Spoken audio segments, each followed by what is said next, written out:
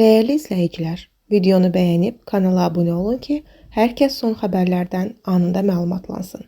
Bolt şirkəti 2026-cı ildə yanacaq qiymətlərində baş verən artımla bağlı tarifləri artırıb. Xəbər verilir ki, bu barədə sürücülərə bildiriş göndərilib. Məlumata görə yanacaq xərclərinin yüksəlməsi fonunda əsas bölgələrdə bütün kateqoriyalar üzrə tariflər 10%-ə qədər artırılıb.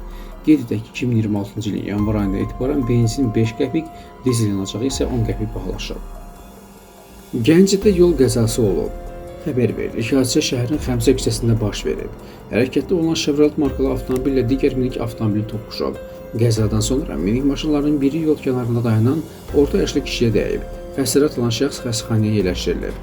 Hazırda onun vəziyyəti orta ağır olduğu bildirilir. Hadisə yerinə dövlət yol polisi əməkdaşları cəlb edilib. Fakt araşdırılır.